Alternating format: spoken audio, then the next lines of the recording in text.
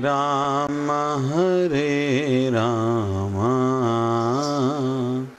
राम राम हरे हरे, हरे राम राम राम हरे हरे, हरे कृष्ण कृष्ण कृष्ण हरे हरे, हरे राम राम राम हरे हरे, हरे कृष्ण कृष्ण कृष्ण हरे हरे, हरे राम राम राम हरे हरे, हरे कृष्ण कृष्ण कृष्ण हरे हरे। बांके बिहारी लाल की जय, सद्गुरु बाबा शिव भजन साहिब की जय। हम लोगों की अक्सर इच्छा ऐसे रहती है, मैं कुछ बनूं,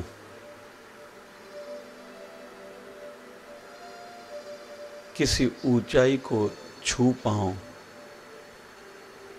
अपने क्षेत्र में मेरा कोई खास विशेष स्थान हो, मुझे दुनिया वाले जाने पहचाने, मेरी अलग सी एक पहचान हो, मैं संसार में ना रहूं और मेरा नाम भी हो।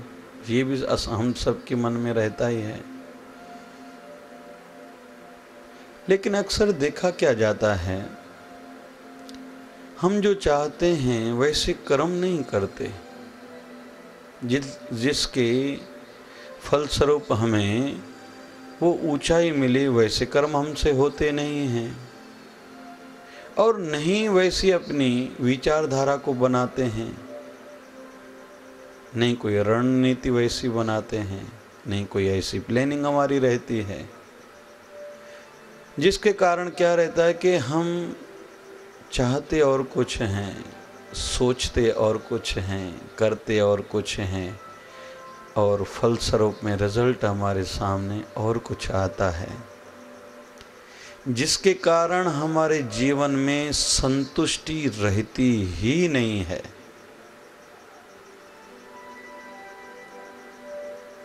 और संतुष्टि तो बहुत आवश्यक है।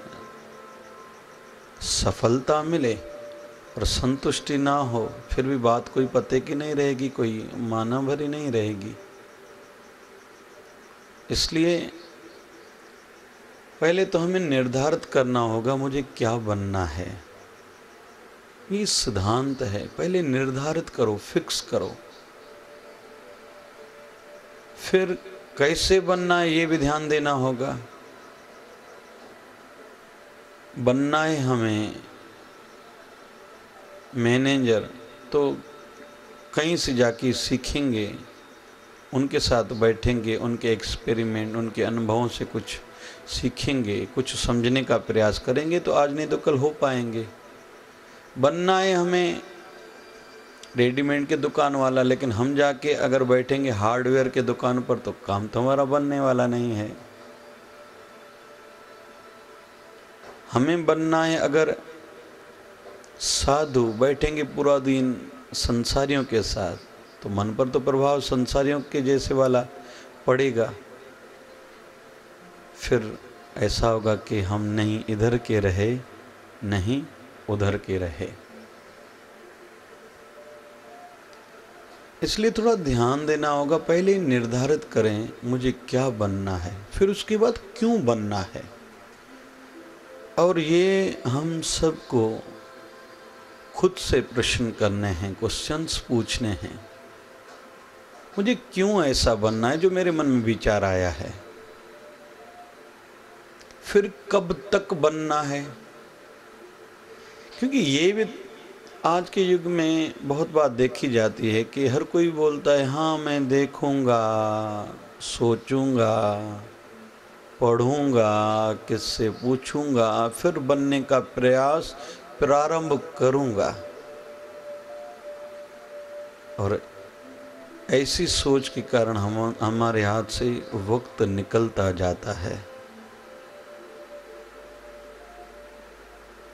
फिर पछताने के अलावा और कुछ हमारे पास नहीं रहता। गिल्टीनेस फील होती रहती है, मैंने ये नहीं किया, मैंने वो नहीं किया, मैं चाहता तो कर सकता था। और जीवन के मध्याह्न में ऐसा महसूस होता कि मैं अगर बढ़ नहीं पाया तो दूसरों की कोई ख़ास मुझे सहायता नहीं मिली थी, हेल्प नहीं मिली थी। लेकिन अंत में फिर वही बातें रहती हैं, लेकिन साथ में पछतावा भी रहता है, मैं चाहता तो कर सकता था, मैं कर नहीं पाया, अभी क्या होगा। धन जब मेरे हाथ में था तो दान कर सकता था, अभी मेरे हाथ से तो धन चला गया। अभी बच्चों के हाथ में, अभी तो वो पूछते हैं मैंने लास्ट वीक आपको 500 दिए थे, वो आपने कहाँ करे? रोटी तो आप घर की खा रहे हो, कपड़े आपके यहाँ धुल रहे हैं, कपड़े आपको यहाँ से दिए जाते हैं, मेडिसिन आपको घर वाले लेके देते, फिर आपने 500 कहाँ के? तो उस समय मन में एक दुख सा महसूस होता है कि मैंने अपने बच्चों के लिए क्या नहीं किया। मैंने तो बचपन में उनसे कभी नहीं पूछा था कि रोज़ तुम इतने पैसे लेते हो, बोलते हो कभी गाड़ी लेके दो, कभी बोलते हो मोबाइल नहीं लेके दो, मेरे को सोने की अंगूठी लेके दो। कभी बोलते थे कि यहाँ पिकनिक पर जाऊँगा, वहाँ जाऊँगा, दोस्तों के साथ मुझे पार्टी में जाना है, नए कपड़े लेके दो। मैंने तो कभी एक बार भी तुमसे नहीं पूछा था, अरे ये क्या कर रहे हो? फिर पछतावा होता है, उस समय मैंने दान क्यों नहीं किया था। तो इसलिए हर चीज़ समय पर हो तो अच्छा है और करनी चाहिए। और दूसरी बात, देखा जाए हमारा जीवन 33% जीवन हमारा नींद में जाता है। जैसे 24 में से 8 घंटे हमारे रोज़ की नींद रहती है एवरेज में, क्योंकि बच्चा जब जन्म लेता है तो 22 घंटे तक सोता है और एक वृद्ध ओल्ड मैन 5-6 घंटे से ज़्यादा नींद उसको आती ही नहीं। तो एवरेज निकालें तो 8 घंटे हमारी नींद में जाती, फिर 2 घंटे खाना खाना है, तैयार होना है, ये करना है, वो करना है, 10 घंटे हो गए। फिर 2 घंटे एंटरटेनमेंट, किसी को कोई गेम खेलने की आदत है, किसी को टीवी देखने की आदत है, कोई कंप्यूटर पर बैठता है, कोई नेट पर बैठता है, हर किसी का अपना शौक़ रहता है, अपनी व्यस्तता रहती है। तो 12 घंटे तो हमारे ऐसे ही गए।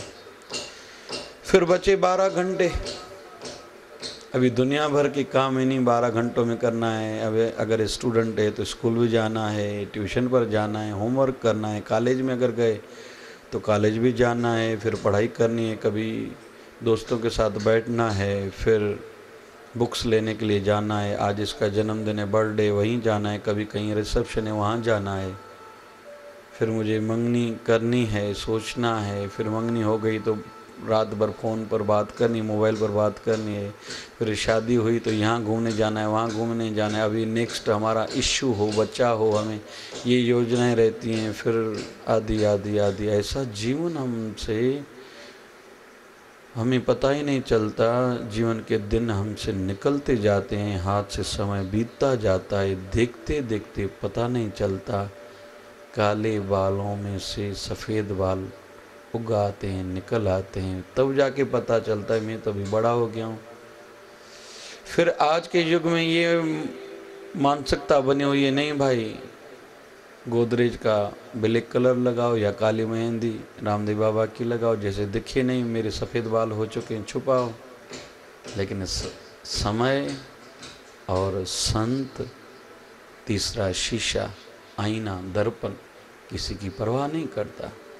समय बीता अपने अंदाज से चला जाता है। संत भी किसी की परवाह नहीं करता, किसके लिए रुकता नहीं। हाँ, आदर मर्यादा करता है जो उनके नज़दीक वाले रहते हैं, जिन्होंने बहुत पहले सेवा और सहयोग किया है। लेकिन वो घर पर इंतज़ार करते रहेंगे हरदम कि मुझे फ़ोन आए, मुझे उनका संदेश आए तो मैं जाऊंगा। संत एक समय तक तो मर्यादा करता रहेगा, फ़ोन करो भाई, इसको बुलाओ, इसके बगैर मीटिंग नहीं होगी, सेवा कार्यों का प्रारंभ नहीं होगा। लेकिन एक समय के बाद संत अपनी जब बेपरवाही पर आता है तो किसी की परवाह नहीं करता। तो संत, समय और शीशा, आईना, बड़े कोई राजा क्यों न हो, अगर चेहरे पर दाग है तो आईना दिखाएगा, हाँ दाग है भाई, तुम कौन भी हो अपने हिसाब से हो। शीशा परवाह नहीं करता, तुम्हारे चेहरे में क्या क्या चीज़ है वो दिखाएगा। बाल सफ़ेद हो गए वो बताएगा, फील होगा। तो इसलिए हम थोड़ा समय का सदुपयोग करना सीखें। जीवन के पहले 25 साल तो ऐसे बीत जाते हैं, फिर कैरियर की चिंता, फिर 50 साल में हमारा पाँव पड़ा, उम्र हुई शुरू। अभी बच्चों को सेट करना है और बच्चों को सेट करते करते खुद एपसेट हो जाते हैं। इसलिए बोलते हैं कि अगर लाइफ मैनेजमेंट चाहते हो तो टाइम मैनेजमेंट करना सीखो। मेरा दिन कैसे बीते इसका ध्यान रखो, क्योंकि कल का पता तो है नहीं। इसलिए मुझे क्या बनना है, क्यों बनना है, कब तक बनना है, बहुत इम्पॉर्टेंट है, बहुत महत्वपूर्ण है। और फिर कैसे बनना है, जो मुझे बनना है उस दिशा की ओर मैं बढ़ रहा हूँ या नहीं बढ़ रहा, इस बात की ओर भी हमें ध्यान देना होगा। फिर जो भी क्षेत्र है, जिस क्षेत्र में हमारा मन लगता है उस क्षेत्र को हम अपना जीवन का आधार अगर बनाएंगे, ऐसी मानसिकता भी कुछ विद्वानों की है, तो आपकी प्रगति जल्दी होगी। लेकिन आप सोच अलग रहे हो, देख अलग रहे हो, सुन अलग रहे हो, कर अलग रहे हो और चाहते और कुछ हो, तो भाई विशेष तुम्हारा कुछ होगा नहीं। इसलिए पहले निर्धारित करो मुझे क्या बनना है, सीखो, समझो, सोचो, फिर करो। लेकिन और एक आज के युग में बात देखी जा रही है, कुछ लोग केवल सोचते रहते हैं, करते नहीं हैं।